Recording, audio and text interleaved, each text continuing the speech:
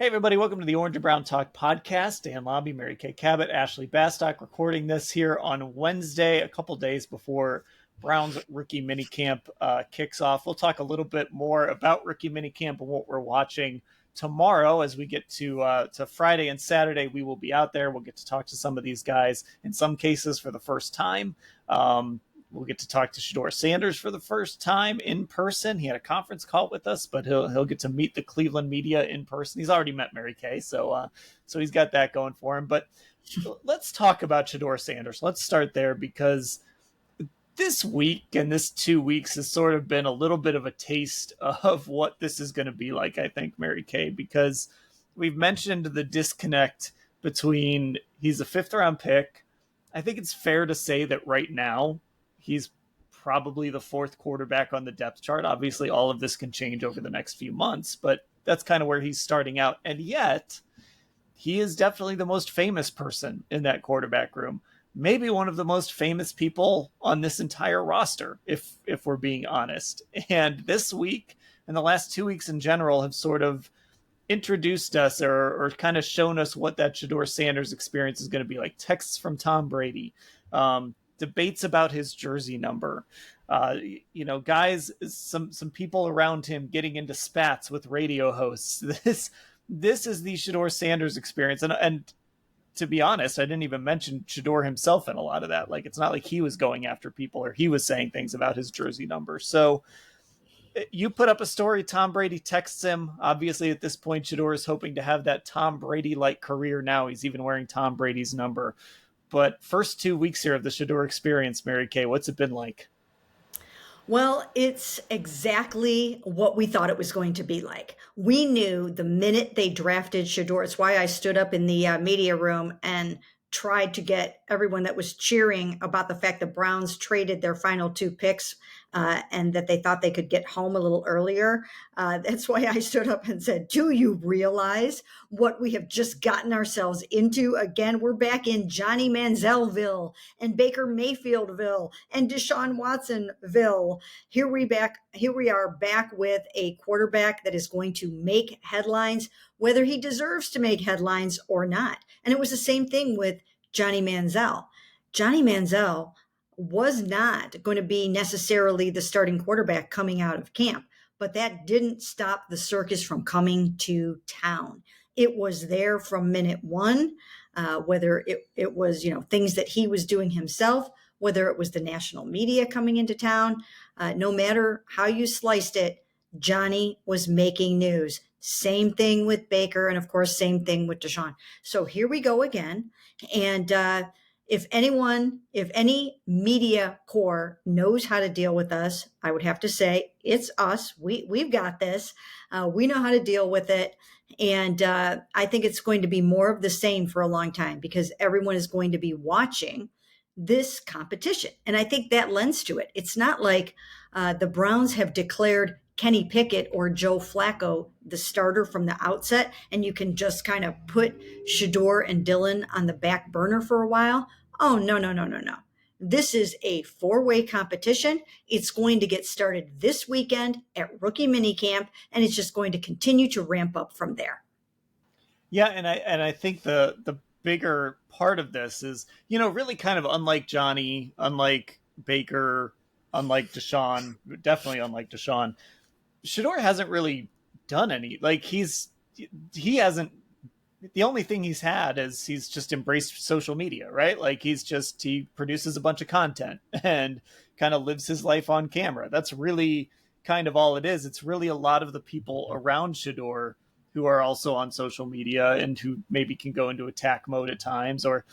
But I think what makes this complicated, Ashley, is the Browns might want to frame this as, well, he's a fifth round pick and it's, we're going to slow play it and it's going to take time. And they took Dylan Gabriel ahead of him, but there's a lot of people who are suddenly following the Browns very closely who are not Browns fans. They're Colorado fans or they're Shedeur Sanders fans or whatever it is. And all they care about is, hey, we want to see Shedeur Sanders start for the Cleveland Browns. And so that's what they have to navigate. And I think Shedeur will navigate it pretty well, but there's just going to be all of this outside noise kind of going on around all of this. Yeah, and I'm realizing now I didn't even have a chance. We had a lengthy Cavs discussion before we started filming this pod, but I haven't even had a chance to tell you guys about game one of this series between the Cavs and the Pacers because I know our listeners who watch the Cavs, you've probably seen this playoff run before the home games. They're having some kind of celebrity or local figure, right, pull this sword out of this giant C, obviously emblematic of the Cavs logo.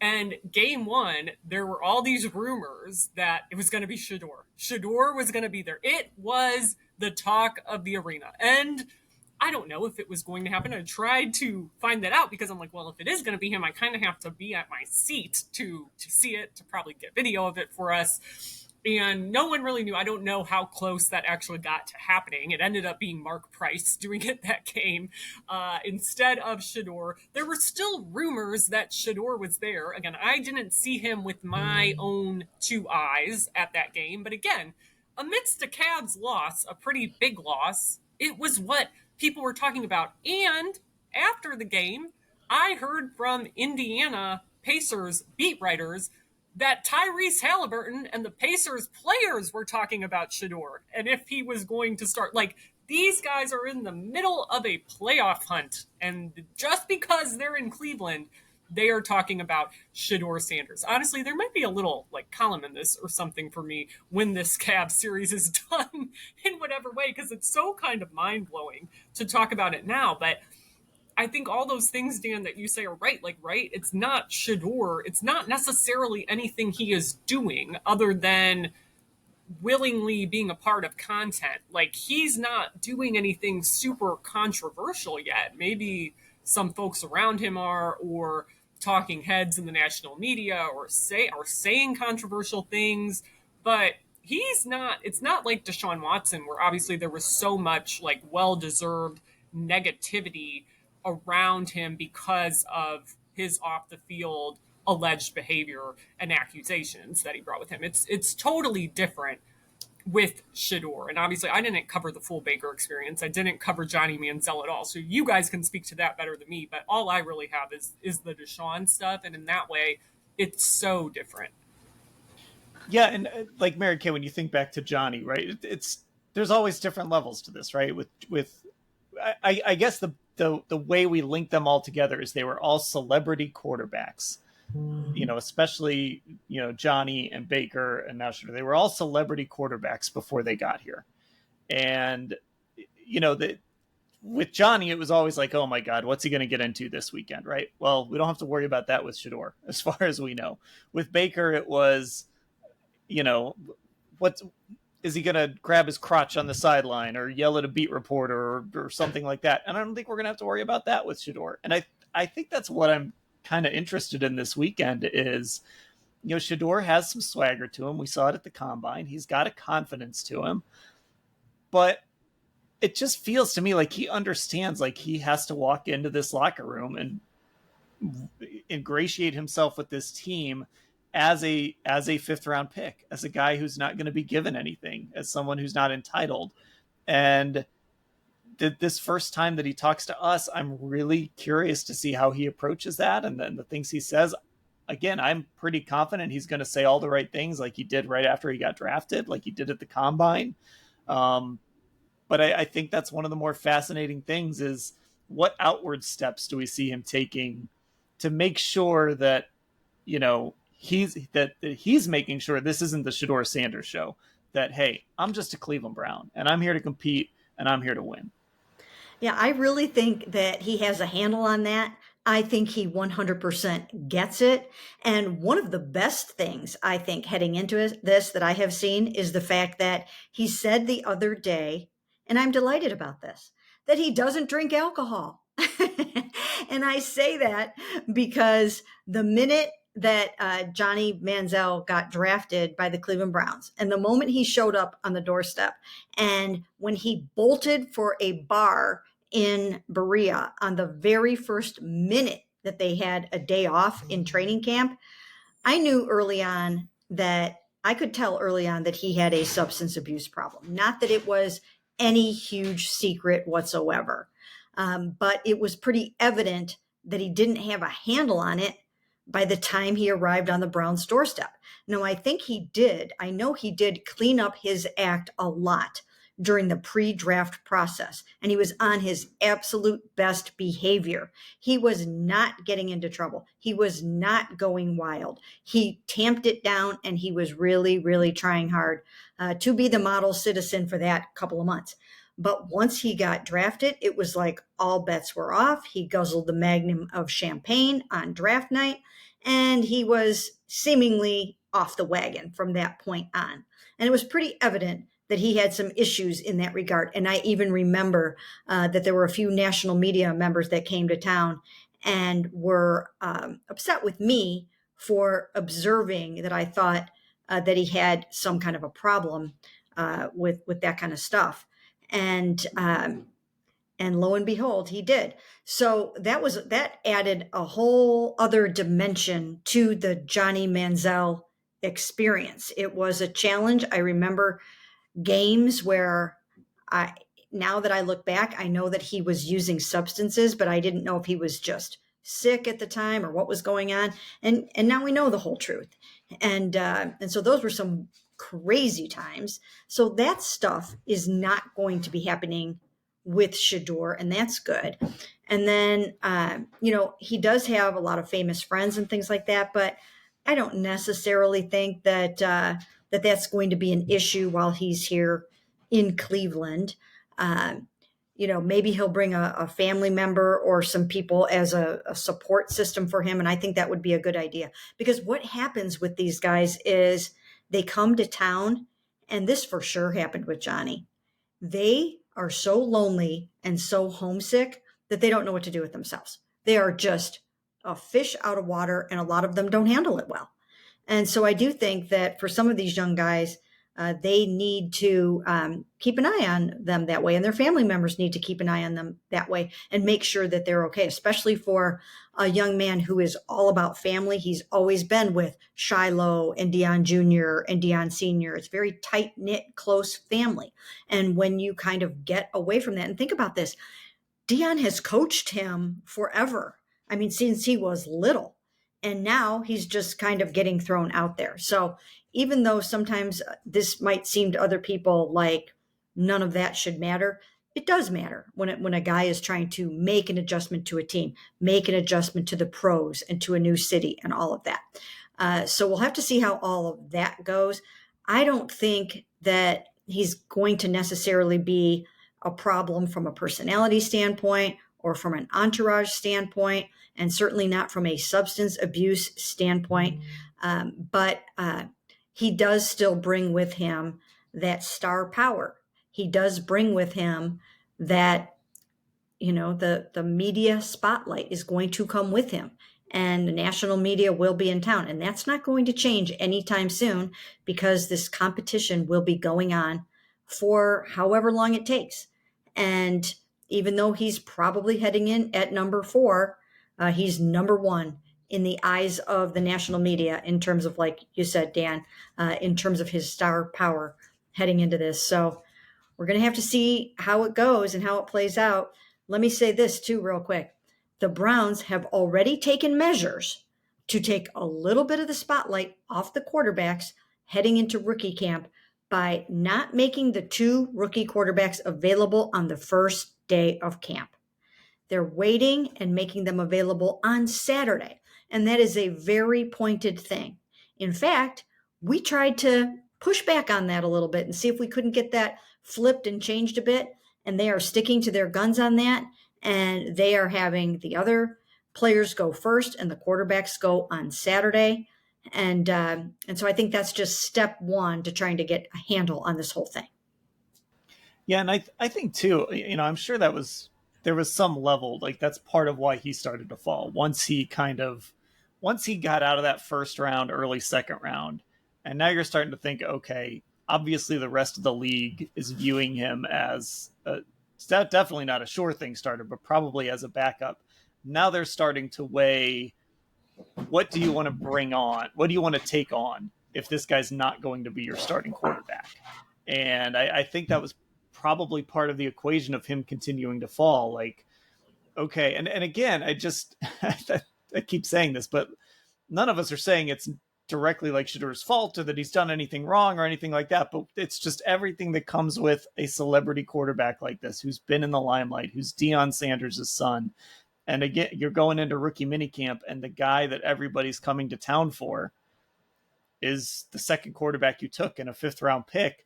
That's just the reality of this. So you're right, Mary Kay. This is the first case of the Browns trying to manage this.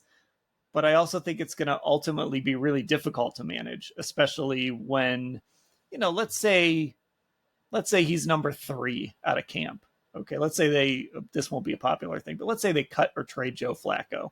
And so it's Kenny Pickett and Dylan Gabriel and Shedeur Sanders as your quarterbacks. And Kenny Pickett goes out and throws 2 interceptions in the first game or whatever, throws for 150 yards, and the Browns score 7 points. There's going to be a lot of people, again, who have no idea who played for the Cleveland Browns 3 months ago, who are going to be screaming for Shedeur Sanders to become this team's starting quarterback. And there's going to be people going on national TV because they know Shedeur Sanders moves the needle, saying Kevin Stefanski is going to lose this job if he doesn't start Shedeur Sanders. This is just everything the Browns have brought on to themselves here, Ashley, when it comes to their decision to trade up and take Shedeur. And they're going to have to figure out a way to manage this.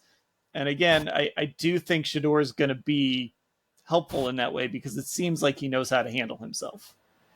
Yeah, and to me, this kind of goes back to draft weekend, where I know I said this at the time, but I think it's worth saying again that when Mary Kay asked Andrew Berry about this being a blockbuster move, and he pushed back on that notion, and I said, like, yeah, not in terms of what you gave up for him, but like it is because of the star power he brings and the celebrity he brings. So, like, I hope how the Browns are talking about this externally, I hope it's very different than how they're talking about it internally. Because if they like truly believe, oh, this is a guy we got in the 5th round, this isn't a blockbuster, this isn't anything different, they are lying to themselves and like living in delusion at that point. Like, this is very different. And if you want to outwardly say this isn't a blockbuster because you are trying to temper public expectations, that's fine. But like, I hope it's being handled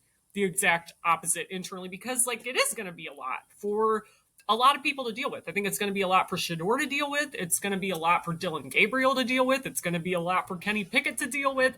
It's going to be a lot for the people in that room if like that scenario you're describing, Dan, plays out. So I just hope right now, like, what we are hearing from them is like a PR media strategy, essentially, and not how they are actually handling it. Because if it is, and you're just not going to do anything and not really acknowledge it, I think that would be a mistake. But knowing them, like, I think they will handle this the right way. But I really think it's really important that they do.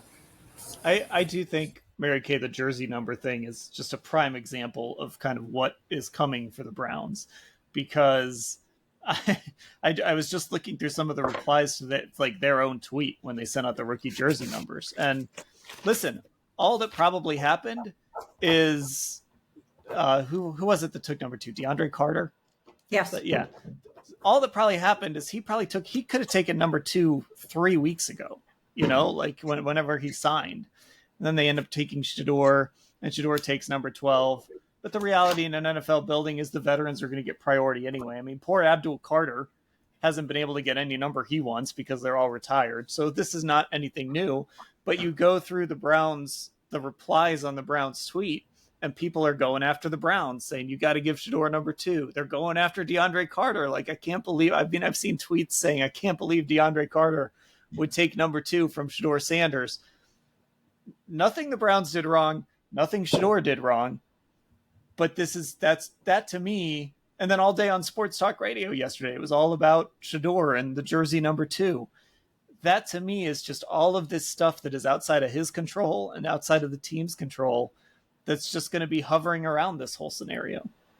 Well, maybe they want this to turn into some big episode for one of their television shows. Or what is it called? Do they still call it Building the Browns? It's not Building the Browns anymore. I don't know what it is. Yeah, whatever it is, I mean, this could be a great episode where these two guys have to meet and negotiate, and Shedeur has to give him something for that number. So maybe something like that is coming, because I'll tell you what, I have been around Shedeur enough over the last couple of months at the Super Bowl and at the Colorado Showcase to know that number two is very prominent in his clothing and a lot of the different things that he does. That is part of his brand.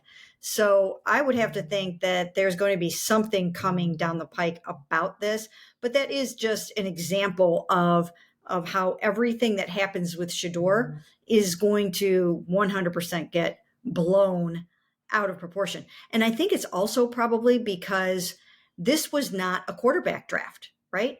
There last year you had, of course, those 6 quarterbacks drafted in the first 12 picks. And there were some big names in there. There were big quarterback storylines, right? There was a lot to chew on in the rookie mini camps. There was a lot to think about. But there are not those big storylines from a quarterback standpoint. For whatever reason, even though Cam Ward went number 1 overall, he doesn't really move the needle that much. Nobody's talking about Cam Ward right now. And nobody's really talking about any of the other quarterbacks that much either. The number 1 QB being talked about, of course, is Shedeur Sanders. So we'll have to see how that goes. But I think that has something to do with it, too. It wasn't a super crazy star-studded draft at the top. And he's kind of stealing the show. I don't know if he still is, but he was first in jersey sales at one point last week after a few days.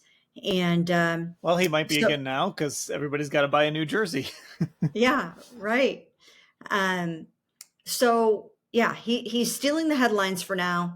And it's going to be interesting because, of course, you've got a number 5 overall pick coming into town on Friday in Mason Graham. You've got these 2 new running backs that have overhauled the running game. And then you've got the quarterback who is ahead of Shedeur on the Browns' unofficial, imaginary, written nowhere depth chart in Dillon Gabriel. And you know that he's going to be taking a back seat in this minicamp from a media coverage standpoint and from a video standpoint to Shedeur. So it begins now, and I think he does know what's facing him and what he has to do. Yeah, poor Dillon Gabriel. The guy that the Browns took in the 3rd round, they took 2 rounds ahead of Shedeur Sanders, the guy that they obviously had honed in on for a long time. He is kind of flying under the radar, and maybe that's how he likes it. Look, maybe one day we're going to write a story, Ashley, about Dillon Gabriel being the top 5 quarterback in the NFL, and he was motivated by the rookie minicamp weekend when Shedeur Sanders was – when there was a scrum of hundreds of people around Shedeur Sanders and nobody wanted to talk to him. Like, I don't even know if it's necessarily just about the motivation aspect of it, but like looking at it from the outside looking in, I almost feel like ideally Dillon Gabriel is in a better situation than Shedeur. Now, I'll couch that by saying I do think Shedeur is like very well equipped to handle a lot of the external things that comes along with just existing as Shedeur Sanders and having Deion Sanders as your dad. But you think about a rookie coming into the NFL, like, isn't it a great situation to kind of come in and be under the radar, not having all the focus on you, not having all the pressure on you of all these outside people expecting you to start immediately? Like, you're coming in with a fresh slate where people don't have those super high expectations of you, and you kind of are more free to come into your own that way. I think like the mental side of the game, it's more advantageous to be dealing with what Dillon Gabriel is, because you really have nowhere to go but up in terms of your expectations, and you can have some patience and go at your own pace. And I do think in a vacuum that could be beneficial for him. Now, I still like, we haven't gotten to know Dillon yet to see how he's gonna react. We haven't even gotten to ask him his opinions about Shedeur because he wasn't at that press conference on day 3 of the draft since he was coming from Hawaii. But I'm sure these are all things we're gonna glean from getting to know him as it is. But I don't know, like not just even the motivation. I think from an environmental standpoint, coming into the NFL, he's in kind of a good spot in that way. Yeah, I think that's a good point, Mary Kay, because like ideally when you are coming into this situation, it is sort of nice to just sort of there's a couple of veterans in the room you can learn from. You can come in, you can compete, you can kind of grow into the role. Because again, we're not talking about a first round pick here. We're talking about a third rounder in Gabriel. Whereas Shedeur isn't going to have that luxury. Now, and again, that is something he has brought on himself. He's obviously embraced the Deion Sanders mode of branding and marketing. But legitimately because of that, because of how famous he is, we know how this works. As many people who are out there rooting for him and are who are just Shedeur Sanders fans, and so they're going to follow the Browns because they're just Shedeur Sanders fans. There's a lot of people that want to see Shedeur Sanders fail too, and so he's got to deal with that. Like that's the other side of being that celebrity athlete is there are a lot of people who want to see you fail, and a lot of people who are going to clout chase if you do struggle or if you do fail. They're gonna be the ones out there trumpeting that they were right about you or whatever. Yeah, I mean, in the run up to the draft, I will say that whenever I touted the Browns drafting Shedeur Sanders, before I kind of realized that they had pivoted away from him and were thinking more about going in another direction, there were a lot of people that were not on board with that at all. A lot of people that didn't like his game, that didn't like the way he drifted backwards all the time, that didn't like the shorter passing game and the questionable arm strength, which I don't really think is much of an issue. So there were a lot of people that did not like the fact that the Browns might take Shedeur Sanders. But let me say this about Dillon Gabriel. And you guys are going to find this out very quickly because it took me 2 seconds to figure this out about Dillon Gabriel when I first met him and talked to him at the Senior Bowl. And I actually, once he came off the podium, which I stood at his podium for a long, long time listening to him, fascinating player, really interesting to talk to, great story. Turned down Kirby Smart at Georgia to go to UCF, started there for 3 years, then went to Oklahoma for a year, then to Oregon. He's been around a lot. He's played a lot of football. But the thing that will strike you after the size is going to be the first thing that is going to strike you, and you're going to say, he's even a little smaller than I thought he was going to be. So that's number one. But after that, he is supremely confident. This is such a confident young man that the presence of Shedeur Sanders is not going to rattle him. He is not a shrinking violet by any stretch of the imagination. And the larger than life presence of Shedeur is just not going to put a dent into Dillon Gabriel's confidence. It's just not. And you're going to find that out right away. And I even remember, it's hard to feel that way because these guys are, of course, human. But I remember Brian Hoyer feeling a certain kind of way about that Johnny Manziel presence. And some of it was the fact that Johnny was a knucklehead at the time and he wasn't professional and he wasn't doing what he was supposed to do. But the other part of it was Brian kind of knew that this was a rolling ball of thunder and that it was inevitable that at some point the groundswell of support for getting Johnny Manziel on that football field was going to take over. And I just don't think that Dillon is going to get caught up in it. I don't think he's going to, I think he's going to be unflappable about it. I think he's going to put his head down. I think he's going to go out and he's going to do his job. And I expect him to do a really, really nice job, even when the veterans come in. And I think that he's going to make this a really good competition.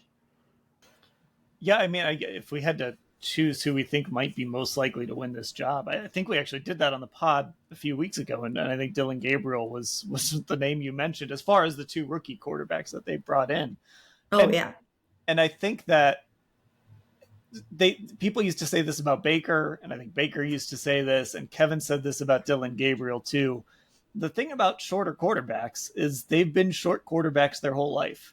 And so it's something they've just had to overcome. It's not like Dylan Gabriel was ever the tallest guy on his football team or whatever, like he's been the short quarterback for a lot of his life, and he's had to figure out ways to overcome that. So when you make the argument for Dylan Gabriel and that the size is not going to be an issue, that's where you start. And that's what people said about Baker. I'm sure people said that about Drew Brees.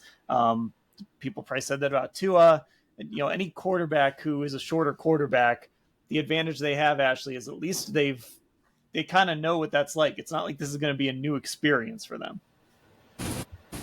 Well, that's true. I mean, to Mary Kay's point, though, I've only seen Dylan Gabriel in person once at the Combine podium, and it was the exact experience she described, where you walk away thinking like, man, that guy is small. Like, he's smaller than I thought. And I'm curious again to see him this weekend. And we've talked about it before, like that eyeball test is such a big part of things. But to your point, yeah, it's like he's always had to play like this, and he's played as a quote unquote shorter quarterback at a very high level in college already. So that is working for him. I mean, there were obviously things Baker struggled with because of his size, right? Especially that last year when he was injured too, and we saw him struggling to see over the line, for example. Like, there are things that Dylan is going to have to deal with. But I'm really curious with this first true eyeball test coming up, what we're going to walk away feeling at the end of the day Saturday.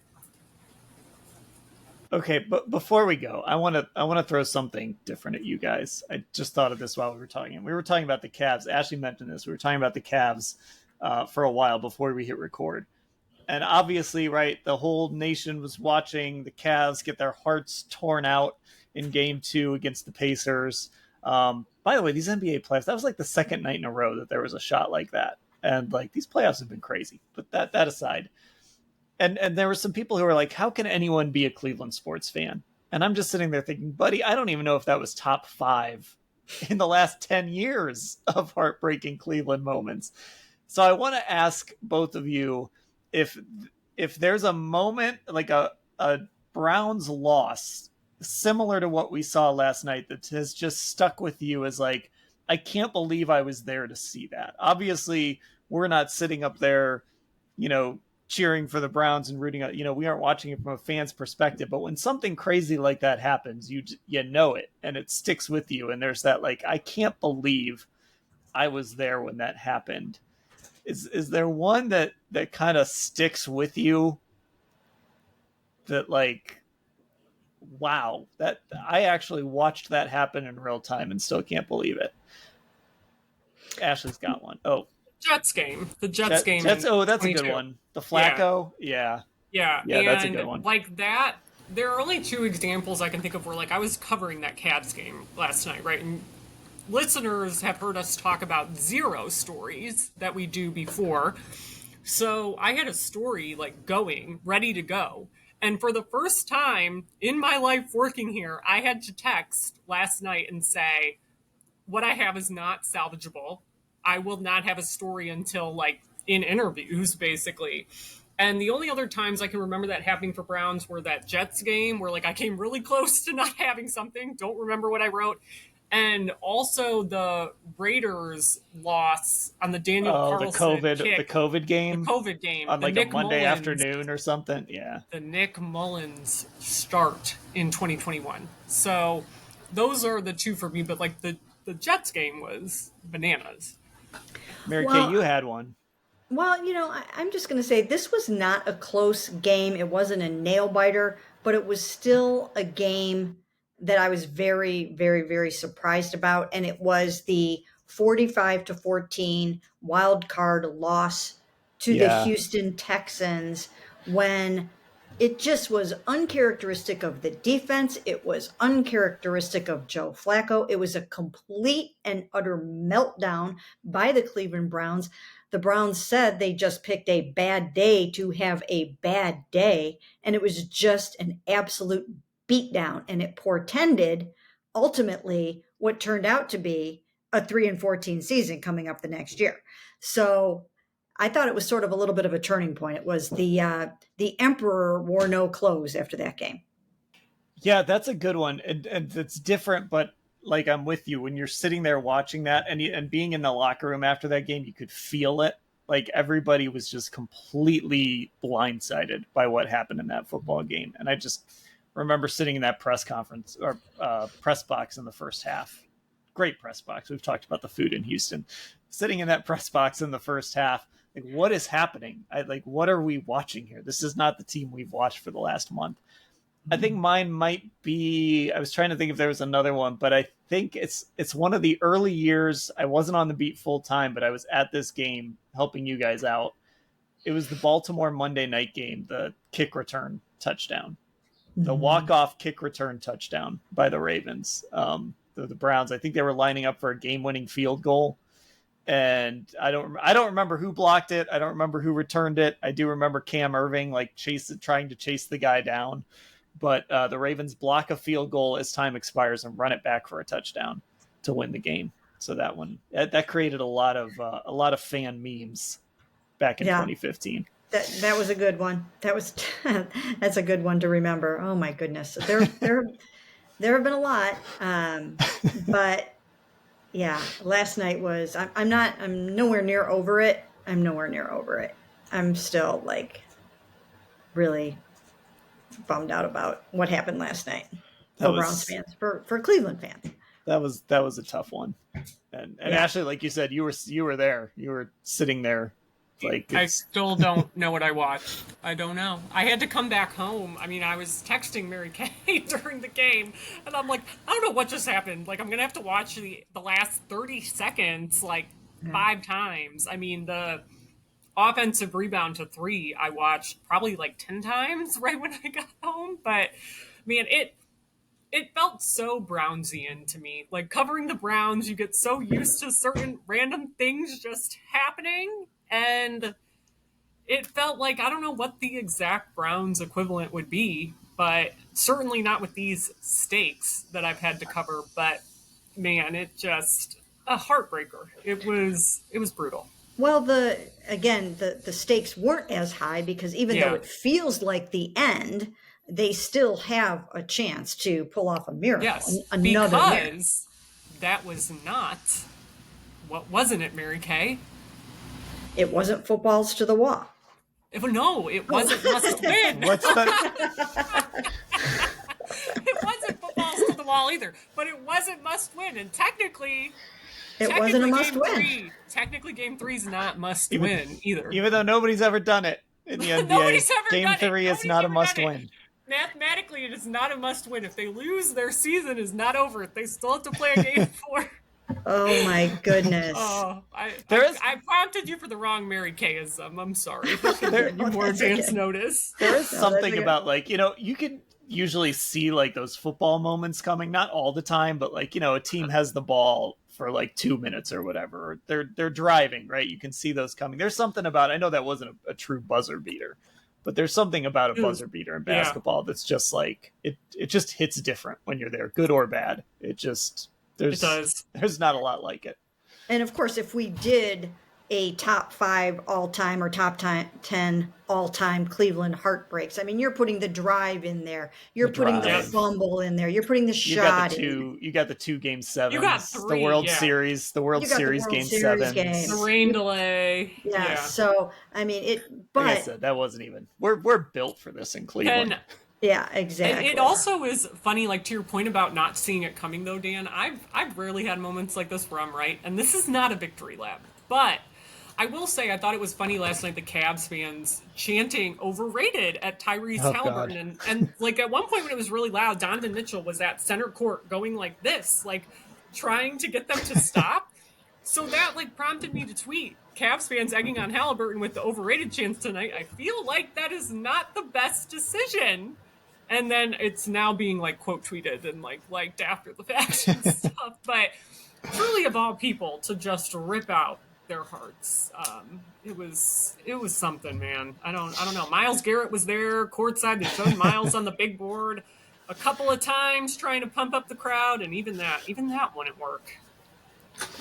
All right. Well, there we go. A little impromptu. I said when I text you guys, let's do a little impromptu Wine and Gold Talk podcast. So there we go. You should listen to Wine and Gold Talk. I don't know if you've been jumping on that one, Ashley, or not, but Wine and I Gold have a Talk, little check them bit. out. Yeah. So For check some those guys reason, out.